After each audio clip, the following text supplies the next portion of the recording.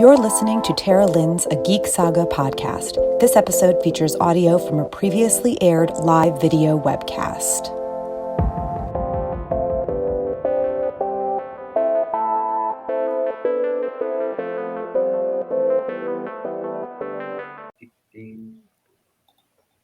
All right, so we are live. Sorry, you guys, that we're starting a little bit late. Like I was saying in the chat, we were having some sound issues. We think everything's settled right now, but this is our third and final virtual panel for this sort of fall. I don't know, like we were supposed to have Ice and Fire Con last weekend and we wanted to give everybody something. So we thought like 3 spooky Fridays in a row would be really fun. So tonight's sorry, I'm used to doing like webcasts. Tonight's panel is on the Curse of Harrenhal. And I'm Tara, by the way. I am the organizer, founder of Ice and Fire Con. Personally, I can be found across the web, that being like Facebook, Instagram, Twitter, and TikTok at A Geek Saga. My fellow panelists are Elena, Wendy, Kevin, and Aziz. So you guys want to introduce yourselves in that order? That would be lovely. Elena, you go first. Hi, everybody. My name is Elena, like she said. I am a member of the small council for Ice and Fire Con. I do a little bit of everything. Most of the time you just see me running around like a chicken with its head cut off. But you can find me on Twitter at the Bear Air, or you can find me on pretty much everything else as Chasing the Snitch. Wendy? Hi, everybody. Hi, everybody. I'm Wendy. You can find me on Twitter at the Wendy Nerd or at wendynerds.tumblr.com. I was an essayist for a while on A Song of Ice and Fire. I'm a Twitch streamer as well. You can find me on twitch.tv/WendyNerd. And I just really like A Song of Ice and Fire. Kevin? Hi. My name's Kevin. I am a volunteer for Ice and Fire Con. My Twitter is YoungNed or Song of Ice and Fire Puns. And that's about it. Hey y'all, I'm Aziz from History of Westeros podcast. I'm a huge fan of Ice and Fire Con, and I like talking about Harrenhal. So that's let's do it. Let's talk. I feel like Harrenhal. Aziz needs no introduction. Yeah, we know who you are, dude. Everyone knows Aziz. All right, so as we all know, Harrenhal. Yes, as we all know, Harrenhal is. I guess is it? Could you really call it the largest castle in the Seven Kingdoms when it's like half melted right now? But like, I guess technically the amount of square footage or whatever they use in Westeros that it covers is the largest. It was the seat of House Went in the Riverlands, and it's located right near the God's Eye. It was burned by dragonfire, like I mentioned, during Aegon's conquest. So it's basically been cursed since then, I think is the general idea. Like, however, like the land around it is like is worth everything. You know what I mean? Like the castle itself might be cursed, but it's still really it's supposed to be the head of the Riverlands, technically. And it also has the best and most land in that area. So other than that, despite the fact that it was like burned, it's still a strong very much a stronghold. It still has its like outside walls and everything, and they are huge, which was kind of the point when it was originally built. They wanted it to be sort of they wanted it to be the biggest, the best. God, I could make so many political references right now, but I'm just not going to. But again, it became cursed very early on. So I don't know. Do you guys have any thoughts about maybe why, like, how it became cursed and why it might have been like how somebody wanting that much power maybe kind of led to it becoming this sort of melted piece of shit. Sort of like Westeros, actually. I think it's kind of a Black Mirror of the King's Landing in a lot of ways, and a Black Mirror of the Iron Throne. That's a cool way to put it. I like that. Yeah, yeah. Oh, should I elaborate or sorry? I don't know. I was gonna say and of course it is or was up until obviously recent books, the seat of House Went, but it was built by Harren the Black, who was an Ironborn. Correct? I'm not wrong there, right? Yes. Yeah, you're It right. was the Iron King. Okay. I was like, oh my God, I hope I'm not misremembering that. Yeah. So, kind of a sign, maybe one of the many signs that Ironborn shouldn't be landlubbers. But I don't know. So do you guys? I'll be completely honest. It's been a while since I read World of Ice and Fire and read the actual history of Harrenhal. So if you guys have any thoughts on it, I could do a rundown. Yeah, for sure. Go ahead. That's a good thing to do. Set the stage a little here. So yeah, like y'all said, Harren the Black. First off, he was the third king of Isles and the Rivers. So he was kind of landlocked because they were starting to become more land oriented. He spent most of his life building this castle. So he had those roots, but they were trying to become more landlubbery. But like you said, it didn't work out. So maybe they should have stuck to the sea. Aegon gave the castle to House Coharis, so they were actually a Valyrian house. It was probably his master of arms, but one of them was really, really crappy. Like the second, his son or I think it was his grandson actually, named Gargan the Guest, was like a real proponent of that whole first night nonsense, and he took it to the extreme. So he got his junk cut off by Harren the Red, who may or may not have actually had a relation to Harren the Black, but he was an outlaw and didn't actually hold the castle. It was next given to House Harroway. And Maegor ended House Harroway amidst all his, Maegor, we don't have to get into him, but, he was in a bad mood, basically. And then there's House Towers, who also got it from Maegor, and the Lord was named Maegor Towers after Maegor, but he was very poor and died with no heirs. Rhaena Targaryen, as in the Queen of the West for a time, lived there and outlived Maegor Towers. She died 12 years later. Then House Strong got it. House Strong was probably the most powerful house to hold it. The name is appropriate, I guess. But during the Dance of the Dragons, that one-eyed guy, Aemond, the rider of Vhagar, he didn't like the Strongs, in part because, well, his half-brother was one and took his eye out. So he was kind of venting on them and killed pretty much all the Strongs. There was a few left over after all this, but not many. After the Dance of the Dragons, we had Alice Rivers, the Witch Queen of Harrenhal, which is a cool thing to call her, I think. And we don't really know what happened to her because that was kind of like the left as a cliffhanger at the end of Fire and Blood and isn't spoken of elsewhere. So we don't really know what the deal with her is, but clearly, she died off or something happened. It was empty for a good 15 to 20 years. I don't know how long because, again, we don't know what happened to her. But in 151, right around the time the dragons were almost died out, we're close to having no dragons left, House Lothston gets it. And Lostons were really powerful, but they so-called turned to the black arts, which was maybe a rumor, which is kind of getting into this whole vibe of, was it a real magical curse or is it just a run of bad luck? This woman, Danelle Loston, supposedly sent bats out and drank blood, and I think this is mostly very exaggerated. But there's a chance she did use some real magic.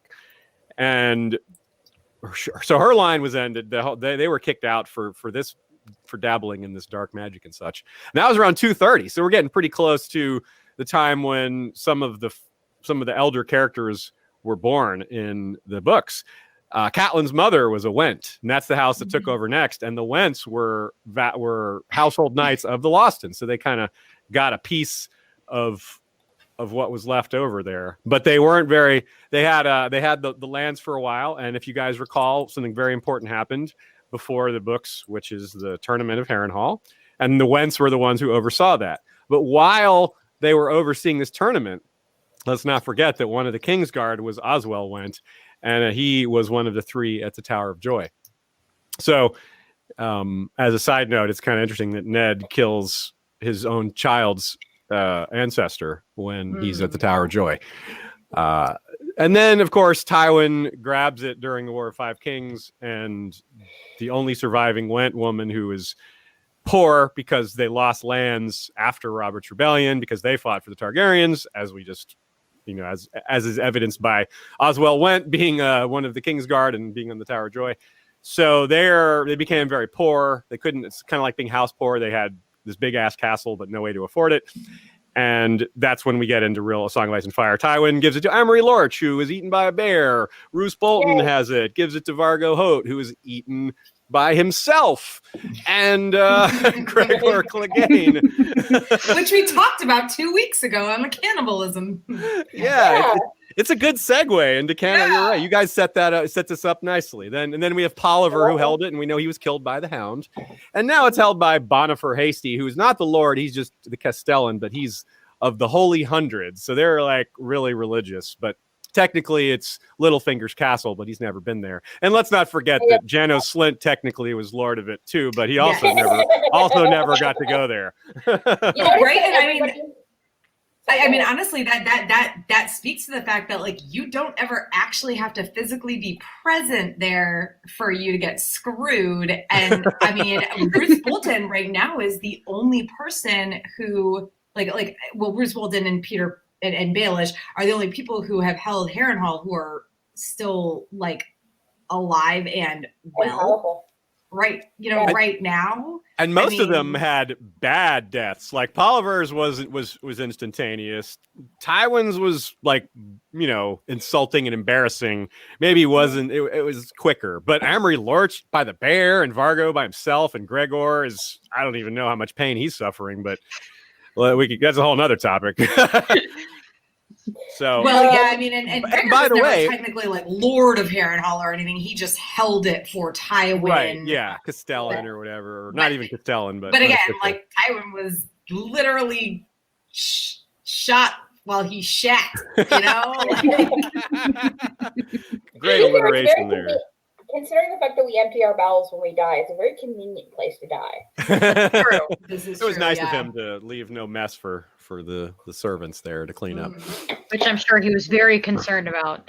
One thing I forgot to mention that's kind of a neat little crossover is we said that House Strong was probably the most powerful house that held Harrenhal. Maybe Lofton was. It doesn't really matter. The point being, House Strong there's a little connection there because we know Qyburn nicknamed his undead Gregor Clegane, aka the Kyborg, Robert Strong, and we know Qyburn was at Harrenhal for a little while with Jaime, and he was with the Brave Companions. So, fun little theory is he found some knowledge there, and that's why he chose that name.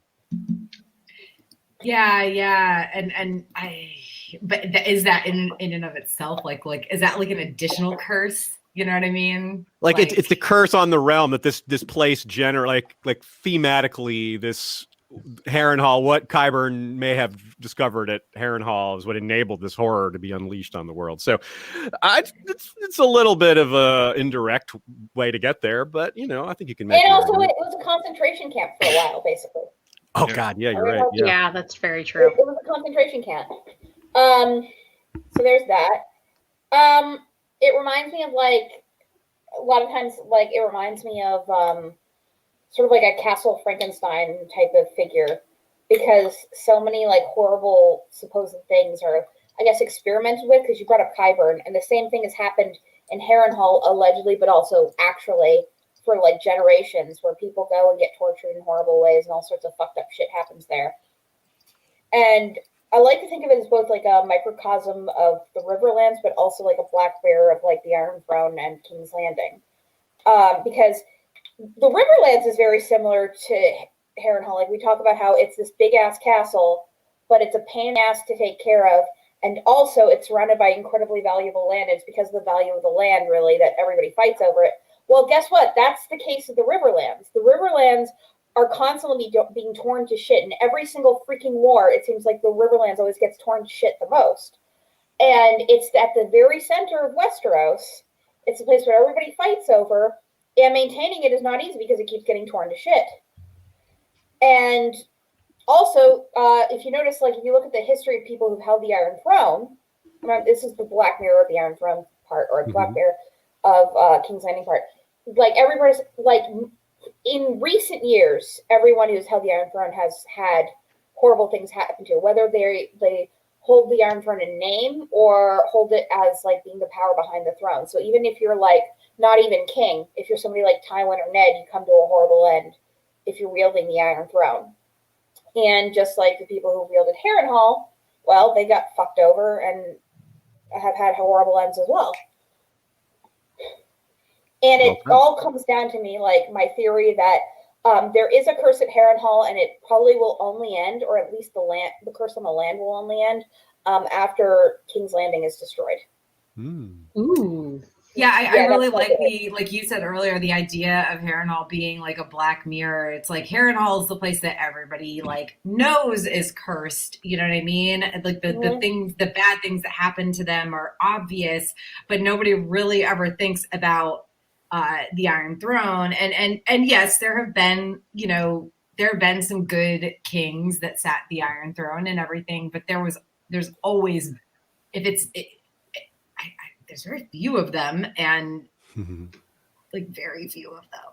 Like, I'm trying to think of anyone other than Jaehaerys, and even the ones he had his own issues. And even the ones who are good end up having their legacies destroyed anyways. Yeah, like Jaehaerys' legacy was fucked over. So many of his reforms got thrown in the shitter, and his family didn't end up great. Like, Aegon the Unlikely had all his rebellious children, and that eventually led to the dissolution of his house. Yeah, I mean, Jaehaerys fucked up the succession. He's the main reason the dance eventually happened. He set the stage for that. So yes, exactly. Not a good look. Someone in the chat is actually asking if the curse predated the castle. If there's a chance that the children cursed the land itself back in the Dawn Age. That's an interesting question. Or the idea that since the Isle of the Green Men is right there, that this was a response, like a reaction or something like that. I think it's definitely worth considering. The heart tree has like a horrible rictus or something. It's really like Arya sees it and it's like, whoa, that is a angry looking heart tree. Wow. It scares her even a little bit. And we know Arya doesn't scare easily. So I have a theory running off of that. So I did notice when they were building Harrenhal, it does mention that they actually tear down a ton of heart trees and a ton of woodwoods to be able to build the structure, and use as support beams and stuff, while they were trying to build up Harrenhal. So part of me believes that maybe the curse originates from the destruction of the weirwoods, because we've seen in the past that, like, if a weirwood is messed with, it does not end well. So what's going to happen when you destroy several hundred of them? Especially when I know in the books that say they're around 3,000 years old each. That's a lot of power to try and just up and reroute, for lack of a better term. I don't even know, like, maybe we can't say it predates the castle necessarily, but it certainly could have been cursed just from, like, let's be honest. I mean, Harren the Black didn't exactly have, you know what I mean? Like it just from the very beginning. From the very beginning, it was all very bad, and nothing good has ever really come of this. So, I like the idea that, I don't know, maybe it was just always kind of going to be screwed. Well, I think we can't discount the fact that Harrenhal being built involved the abuse and just slaughter of tons and tons of people. Yeah, slavery, it was, and it was built and people were tortured to make that thing built, and everyone perished within. So there's tons of ghosts, and like it once again, like sorry to bring it back to like the Black Mirror thing, but like we know how the Red Keep was built and what Maegor the Cruel did to build his holdfast, and it's a very, very similar story. In fact, if you look at it like to how Harrenhal was built. So because like I think that's like one of the reasons these things are doomed. Like there's a certain equilibrium between Harrenhal and the Red Keep and King's Landing and everything. And the person who destroyed Harrenhal, of course, was Aegon the Conqueror. And Aegon the Conqueror built King's Landing, and then his son, who was a complete psycho, who probably was conceived through horrible witchcraft. We don't know for sure. You know what happened. He would have been right at home there. Targaryens! Targaryens! Like, seriously, you could take an aristocrats joke and then just change the punchline to the Targaryens. I mean, I think that's an important note where just the amount of pain and suffering and the historical context of Harrenhal, both as like the seat of this empire and like an example of both like the hubris of the Ironborn and some buildings, something like that in general, and all the bloodshed actually to create its central location in the continent. All roads kind of lead to it in a way. I mean, it's bound even without any like supernatural effects to have that kind of like presence in people's minds, especially when they're more superstitious on the whole. One other aspect of that I was kind of looking for something to talk about here, but I was reading something about how lead was used in medieval architecture. In particular, for important buildings, you were seeing lead being used in plumbing, roof coverings, gutters, downpipes, things such as weather vanes or like frames for windows. And gotta imagine a castle like Harrenhal, built with a level of hubris that would be implied with that, is going to have just an absolute ton of any material that would be used to build that. And I think you could logically assume that lead would be in a decently high quantities there. Safe enough until you have suddenly dragons burning down the whole place. Now you have all of this molten lead getting itself into the water supply. And on that note, I was looking through the various houses that had owned Harrenhal, kind of looking at different symptoms of lead poisoning that make. Yeah, that's what I was gonna say. Lead poisoning is like really serious. Like Maegor in particular, known to be sickly. Also was known to have died without heirs, which also seems to have been a problem with House Went, where there was questions as to the fertility of that line, which lead poisoning can cause birth defects. It can cause like lower fertility, issues like that. We could even see that potentially with Larry Strong, his club foot. Irritability. Irritability. And I think there's actually, if you get lead poisoned, it causes brain poisoning, doesn't it?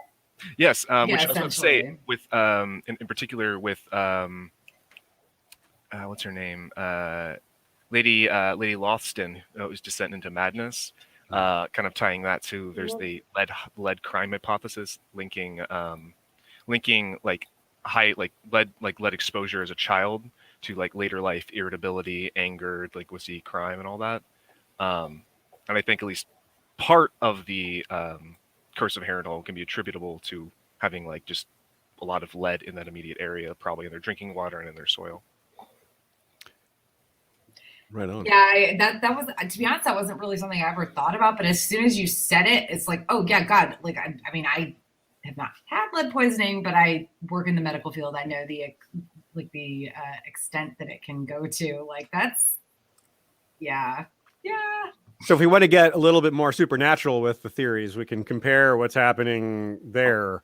If we want to build on the idea that the fertility is a major issue, which lead poisoning would suggest, if we want to try to add or replace this idea with magic, usually I prefer to add, because George likes to do that. He likes to give you multiple reasons, and you would say, well, because we're also going to suggest some things that are probably not magical. They're misperceptions, but that doesn't mean that there aren't some real magic. Like Melisandre, right? Melisandre uses fake magic to make her real magic seem stronger.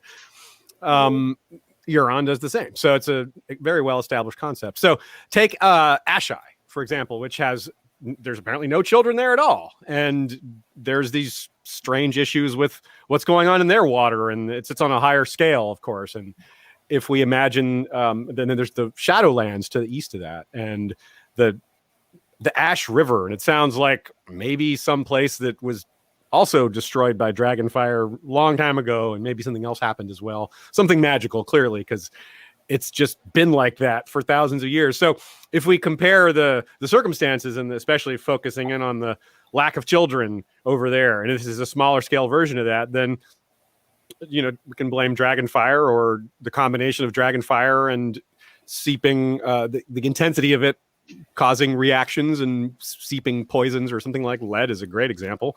The Westerosi version of it, could be more toxic. Like obsidian is different in Westeros than it is in the real world, for example. So why not? Yeah. Why not something like this, right? Like, I like that idea a lot, because the stones are hit by Dragonfire, and that would release elements, and it could also have a magical element to it. So cool. I think it's probably a combination of things. Like there's, and I think, like Martin, I think that's kind of the way he writes is like, there's often like realistic reasons that can be ascribed to the way people are, or the way things happen.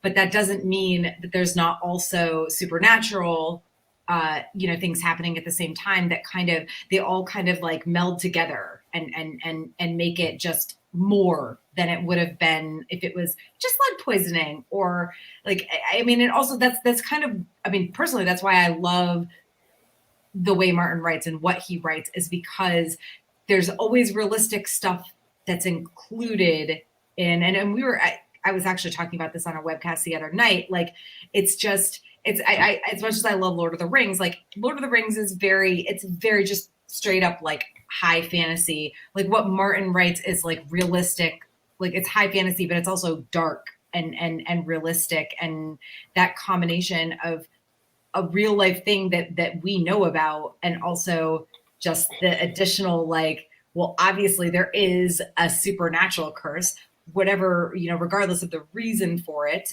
whether it's just Harren the Black being a dick, or something coming from the children of the forest, like prior to that, it's more than one thing, and that's why his work is such a work of genius. Let's be real. Like with Danelle Lawson, maybe she really used magic, but this whole she bathed in blood thing, when she also has really red hair, is just to me like, nah. Some servants saw her dyeing her hair red, and they're like, "Oh my god, she's bathing in blood," and it's like, no, she's just dyeing her hair. And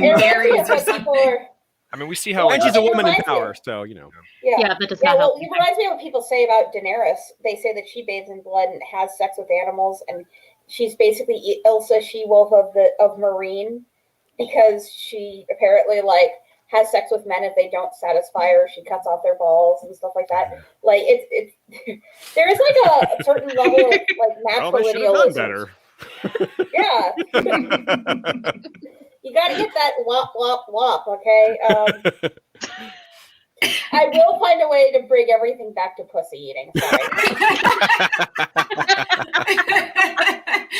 Oh, in case anybody didn't realize, we are an 18+ convention, which is sorry. No, I'm joking. It's fine. I think if people don't know that by now, then... Well, I talked about oral sex last time. I felt like I should bring it up at least once this time. Like another fun example is they talk about burning ghosts is a thing that gets attributed to Harrenhal. But like, imagine how large the rooms are, right? They talk about how huge the rooms are, and so how like giant fireplaces. Like, think of the size of the shadows that get cast from those monster fires on those giant rooms. You're like, you can hold your little two fingers up, and they're like, how many 100 feet tall. How many fireplaces? The Great Hall is like 35 or 36 fireplaces. I'm just thinking, Hall of 100 hearths. It says, even if they're like tiny ones, like my little gas fireplace, my built-in gas fireplace at home is like from end to end, it's maybe 4 feet. So that's really big. Like, yeah. It's enormous. And think of the echoes in that place. Like, people talk about it as, it's haunted, but like you go, hello, and we like reverberate for like for 10 minutes. And at times, like, yeah, like at times, like, you know, there's going to be a ton of people, right? Yeah. So like you're going to hear things echoing from, like, if somebody's having, like, if every room's like a giant freaking echo, right? And you're in, like, okay, let's just comfort, like, the living room, and somebody's in the half bath of Harrenhal.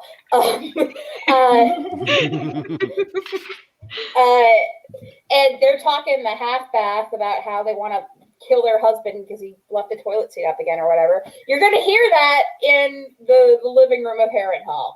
Like, and that's basically what you're going to get. Like, you know, and so, yeah, it's going to be a spooky place.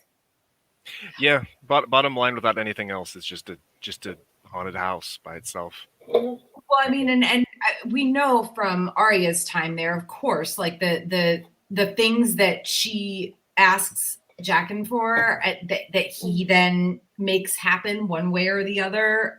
You know, they're attributed to the ghost of Harrenhal, but of course we know that's not really what's happening.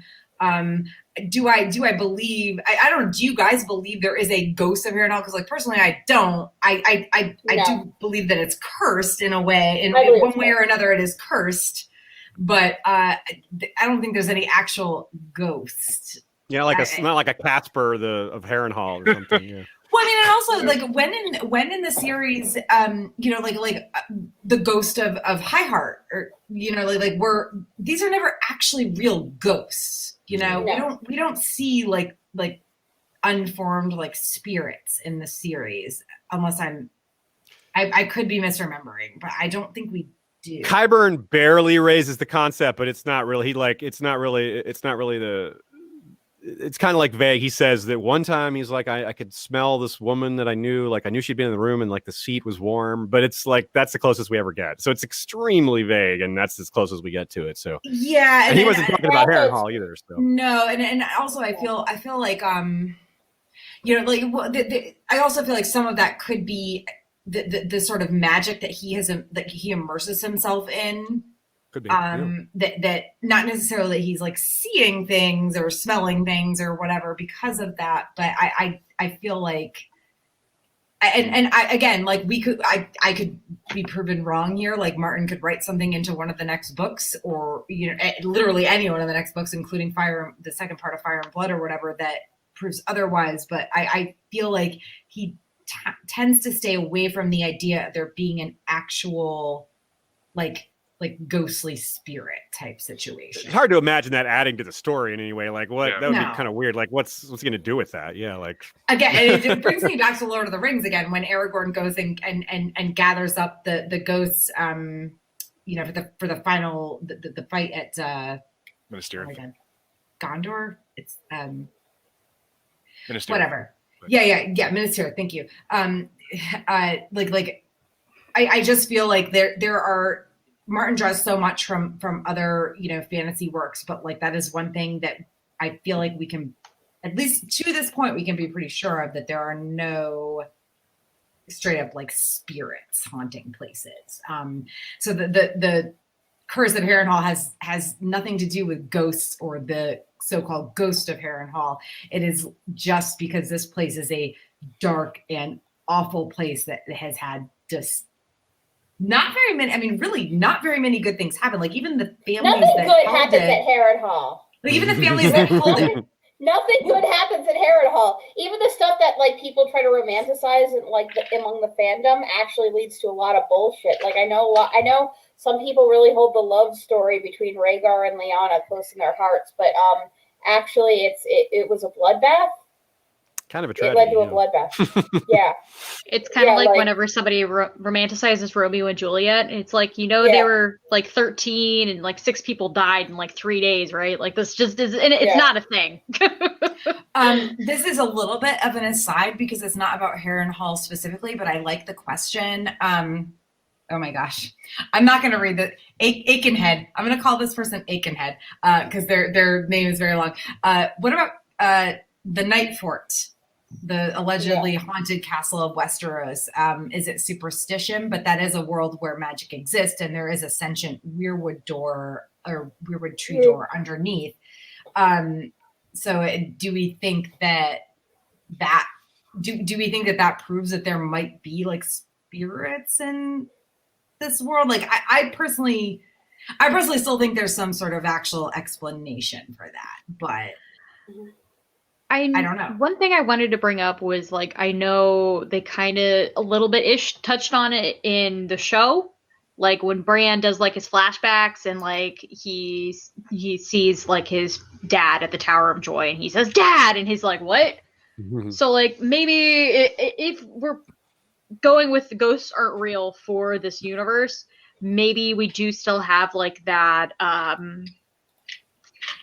like the people in the Weirwoods who are like going back in time and seeing things. Maybe there are ghosts like because they're able to like whisper into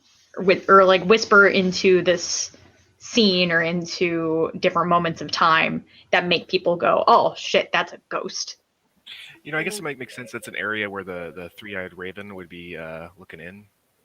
Yeah, I think any area where Brendan Rivers could possibly be controlling what's going on, I think it's hard to say that there could any, because how long has he been? And I know the Night Fort is older than that, and also there, but is it ghosts or is it wipes? You know what I mean? Like people further, I don't know. There's a lot to unpack about the Night Fort that I think is an entirely different like discussion of its own.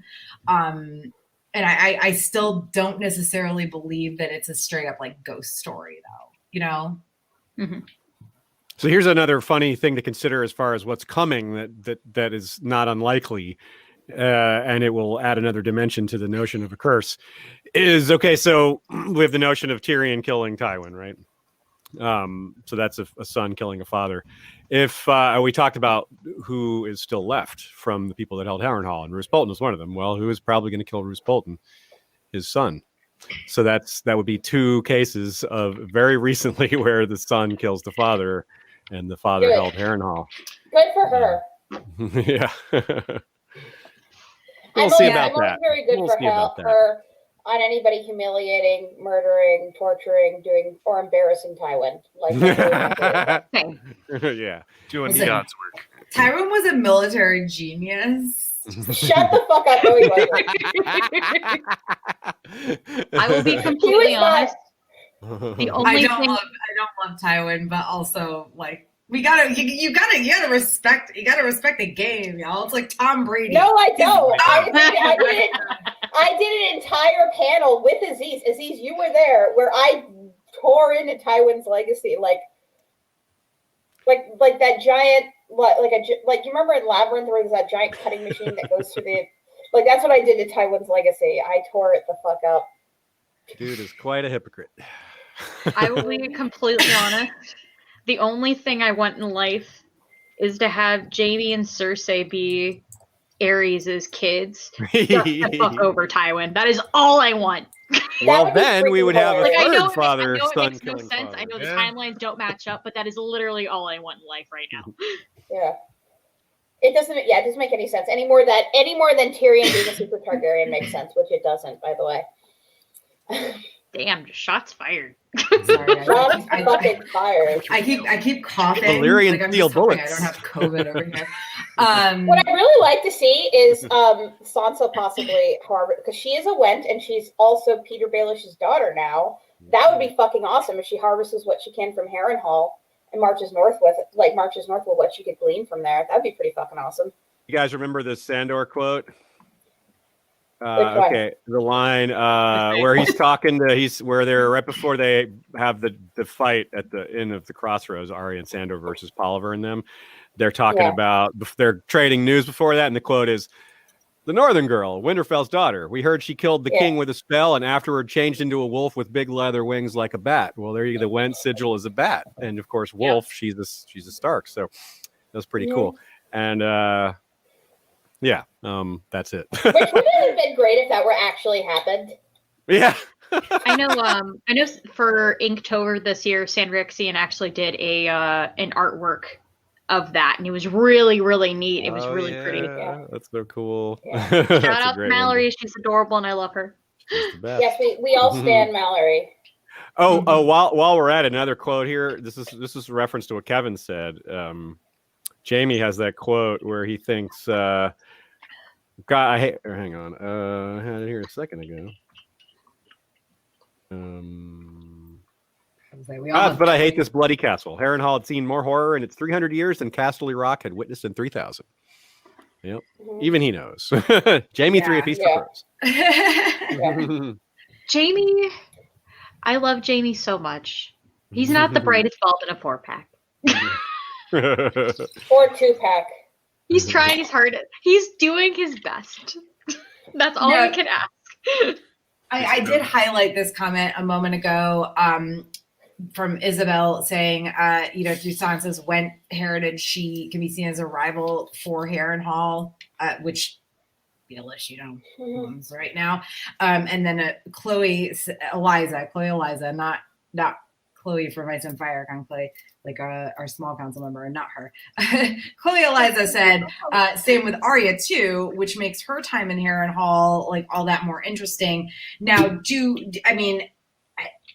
I don't know if I want, my God, do we want a Stark to ever have any sort of like hold on Harrenhal? Because I feel like they are cursed enough. What if the curse is ended? That's my thing. What if the curse is ended?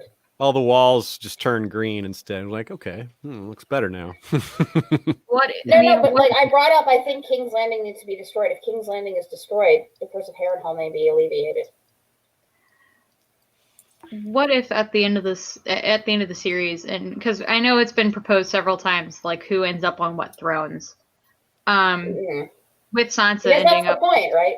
Yeah, and with Sansa like ending up on the throne of the North, and obviously everyone said for ages that obviously she has a claim to the Riverlands and also a potential claim to the Eyrie. If she takes over all of that, would she rule from Winterfell, or maybe she would rule from Harrenhal? She could rule, basically restore Robb's kingdom. I mean, if Robb's kingdom was North and Riverlands, and with the Harrenhal, that you're right, that's a great way to pass. I've played many games of CK2 where I've done exactly that. and the Vale, and then eventually Beyond the Wall as well. If you get the you got to keep going somewhere. You can't just stop there. If you get the free advice for CK2 players, get the Winter's Ruin submod, and you can settle the lands north of the wall. Oh, that's cool. So free advice.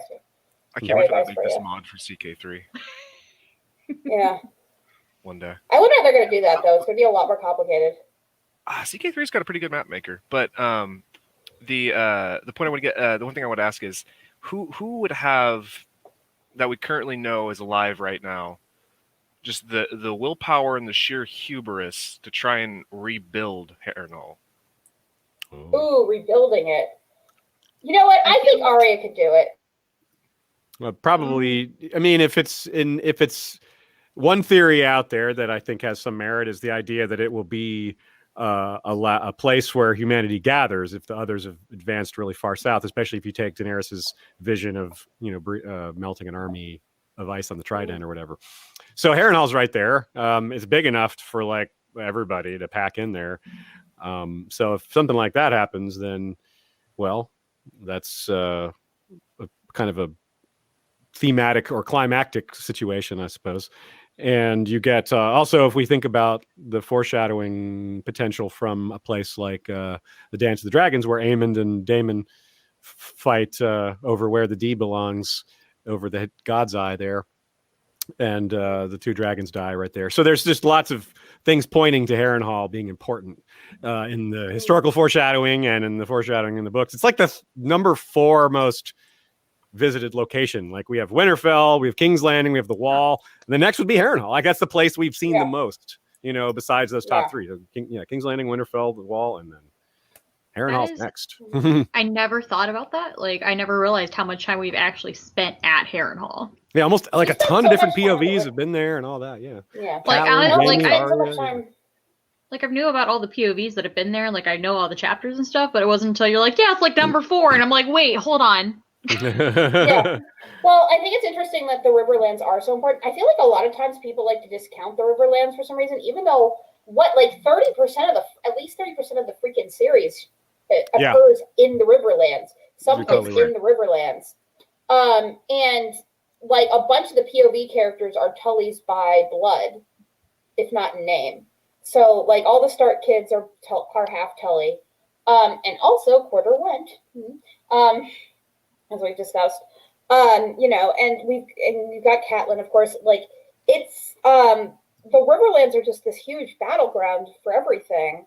And that's why, like, I brought up, like, how Harrenhal is, in addition to being a black mirror for, like, King's Landing and the Red Keep, is also, like, the microcosm of the Riverlands.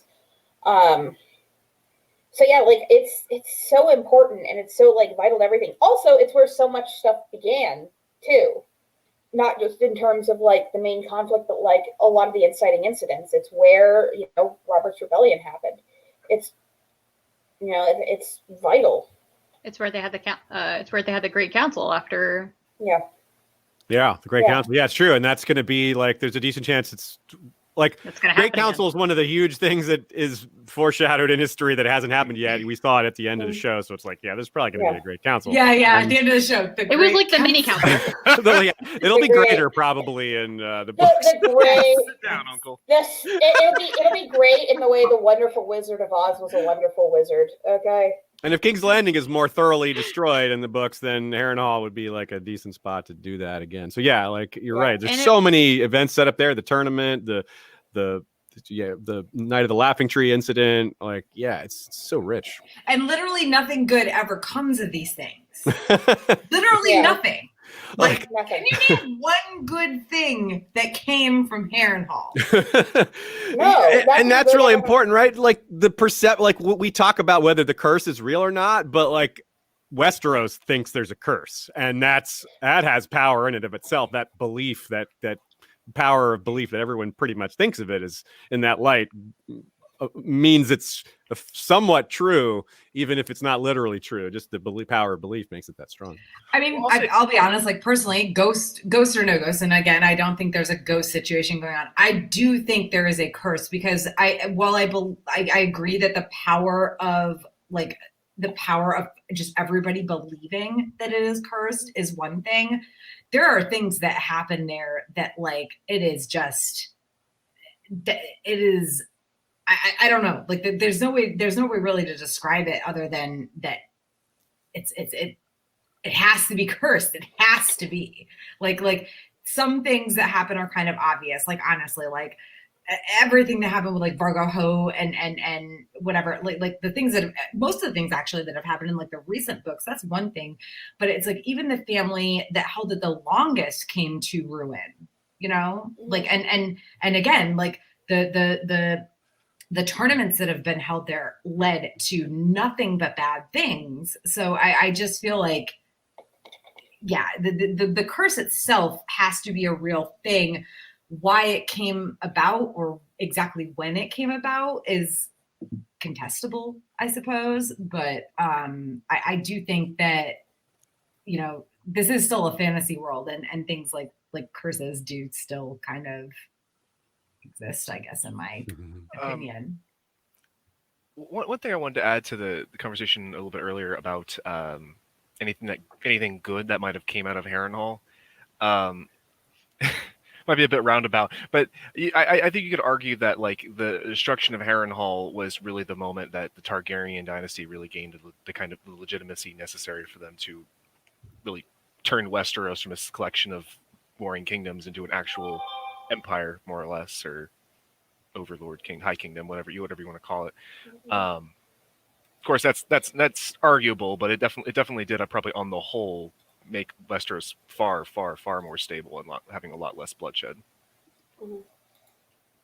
I like our thesis we're developing here, which is something that looking at an old essay I wrote a long time ago, I realized is my conclusion, that Harrenhal is the curse, not whether the question isn't necessarily is it cursed. It's cursed in that it is a curse on Westeros. Like as you said, nothing good has come from it. It's not necessarily what happens there. It's the things that it spreads everywhere else too. And of course, and the things that happen there. Like another really minor example, I don't think we can pin it on this, but like Brienne has had some pretty bad luck in her quest. And what shield is she carrying around? Lofton shield painted over. So like even that's like true. not necessarily a literal curse, but it's like everything. Everything It's tied to associated this. with it. Everything It's true. everything it touches is bad. Everything you touch, it's the anti-Midas touch. It's the windowless van of Westeros everywhere it goes. It's driving around like, I'm Harrenhal. I can give you candy. Look at all this candy I have, all this land. It's very fertile, but also I'm shady as fuck. Yeah. Well, I mean, to be fair, Littlefinger is the Lord of Harrenhal now, and he is the driver of the windowless van of Westeros. He invented the windowless van of Westeros. Like he was like, "Listen, guys, that's we why got he to gets fuck it up." everywhere during the show. That's how he gets everywhere during the show. He can go wherever the hell he wants at any point with a in time. jetpack on. It's not the TARDIS, it's a windowless van. It's a windowless TARDIS. The windowless TARDIS van. Oh my god. Stop. It's a van painted like the TARDIS, to trick people into thinking it's fine. Yeah. No, I know. I'm just imagining the 10th Doctor driving around in a windowless van trying to pick up all of his companions.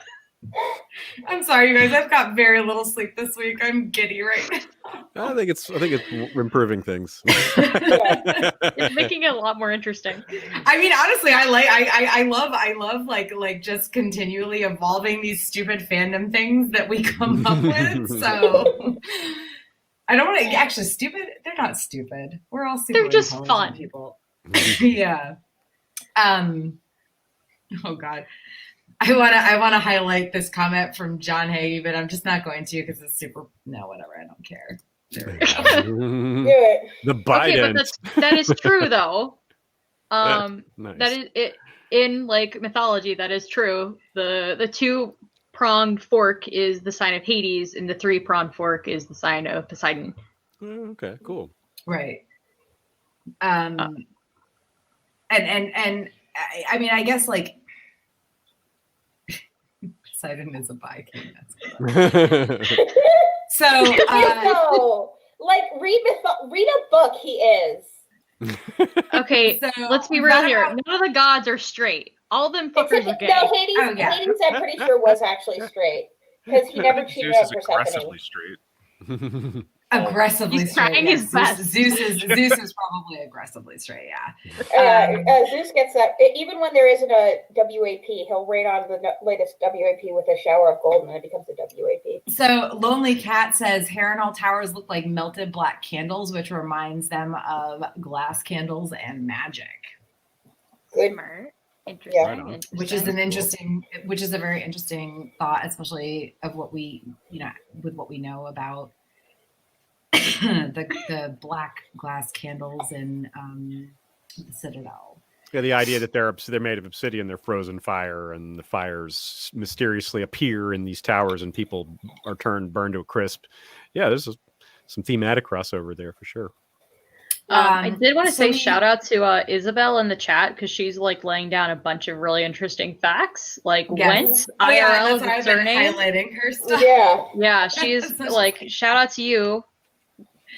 Really great, interesting things happening. We've got about like 10 minutes left or so, because I like to keep these panels at about an hour, give or take like 10 minutes, honestly.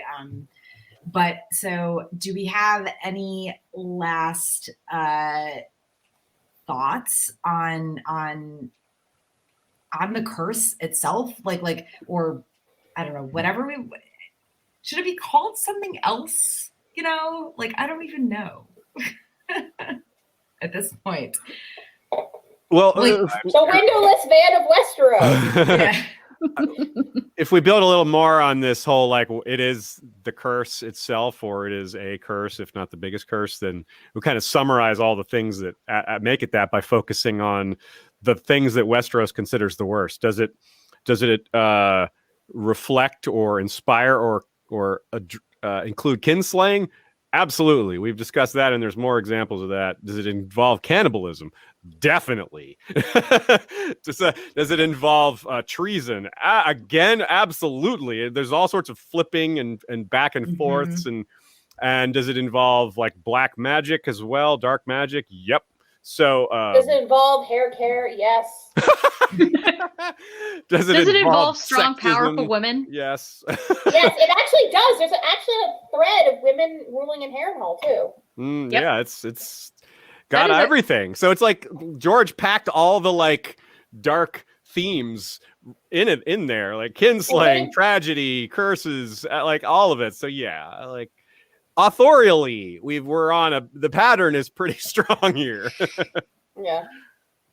Yeah, no, I mean, obviously there is some sort of curse. And like I said, I don't believe that it is just because the people of Westeros believe that it is cursed. I believe there is something going on there beyond just, oh, well, people believe it's cursed, so bad things happen. You know what I mean? Yeah, no. Bad things literally just happen there. Yeah. So I as much as we can kind of shove aside the like ghost of Harrenhal idea, the idea that being cursed is, and I to be honest, I don't know if I'd ever really thought about the fact that it might have been cursed prior to, Horn the Black, like kind of just tearing down the land around it to like I didn't really think that might be where the curse came from, I guess. But that makes, and that's part of, like, honestly, that's probably part of the reason of why that is, because I read like World of Ice and Fire once, and it's not really a book you like reread over and over again. But yeah, it's not. Yeah. I'll be completely honest. I read it in the wiki page. I was like, let's get some quick info real fast here. And I'm like, oh wait, I like using the wiki as a reference. To be honest, I do. I do too, except for the time that I read it. I was looking up something like very basic about Catelyn Stark, about 2/3 of the way through Storm of Swords, and read about the Red Wedding like 2 chapters before I read the actual Red Wedding. So that was really bad. Lonely Cat is asking, are the beams made of weirwood? I honestly don't remember that. Yes. Yeah. Yes, the beams and like the supports inside the castle itself were made of weirwood. Yeah, and that's not good, by the way, because a lot of weirwood. You kill the weirwood, you mess with the old gods, and the old gods will mess back with you. Ooh. One thing I did want to bring up is like, obviously, like all the destruction and stuff that happened, just even leading up to them building this massive castle. The land remembers, even if the people don't. The land always remembers, and like going like real world here. Like, if you go to, like, certain places where, like, horrible stuff happens, you can feel it. Like, it obviously, like, it could have happened, like, 120 years ago, or it could have happened yesterday. Like, you can feel it. There's, like, a definite change when you're walking through, like, a battleground. So, even if there isn't, like, a curse that's actively affecting it, if you're walking there and you're walking through Harrenhal, I feel like you are still feeling that after effect of the land being like, this is what happened. If you don't want to remember it, we will. Well, and that kind of brings it back to what Kevin was talking about with the lead poisoning. I guess that was less about maybe the land, but like it brings it back to like what is built into like the walls of this castle, and just the fact that it's poison. It's poison. So maybe instead of saying it's cursed, it should be just described as being poison. Like, is there a supernatural curse? Very possibly, because of the destruction of the weirwoods that it cost to build it. But also, even if it wasn't supernaturally cursed, it's definitely poison in more ways than one. We should have had Isabel on this panel, by the way, because Isabel is just I know, right? Yeah, she's my dumbass should have been here. It should have been Isabel. I don't know if I know Isabel, but like I agree. Hit us up. Hit us up. Yeah, add us at Ice and FireCon on Twitter, Instagram, Facebook, pretty much everything. So okay, so like we don't have to wrap up right in an hour, but like I'm kind of done with what I have to say. one by one, do you guys have any last thoughts, Elena?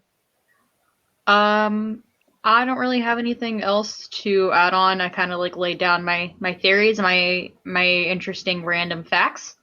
I was going to ask if anybody in the chat had any questions to go ahead and like throw them out there so we can kind of to do like this for the wrap up, because we'd love to hear from you. Yeah. Wendy, any last thoughts? Well, I had another really funny joke about a metaphor for Harrenhal, but now I forgot what it was.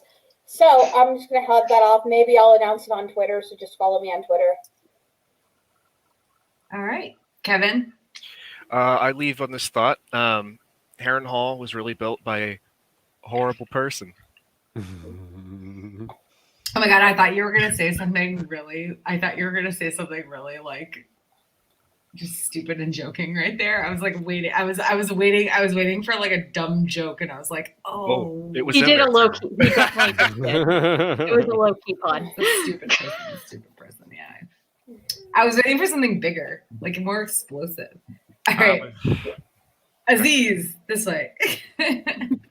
Well, yeah, I think we did get a good job of parsing the different ways to think about a curse, whether supernatural, whether perceptional, whether thematic / symbolic. And I think those are good ways to think about it. And going forward, when we read about Harrenhal more, we have a great idea of what to be aware of and what possibilities there are. And that is really fun to know going into Winds of Winter, that when we encounter Harrenhal, we'll be ready with our thoughts, and that's fun.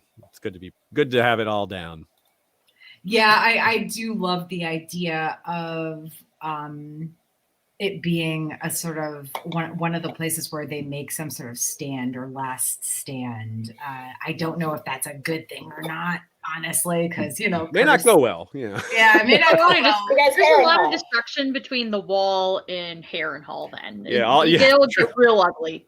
The implication is pretty. But for all we know, like the Isle of, what is it, the Isle of Faces and the God's Eye, there could be like some sort of rallying to the cause. You know what I mean? Like fingers crossed, I guess. I don't know how much I want anybody to rally around Harrenhal. We just gotta give Arya enough time to jump from the sky.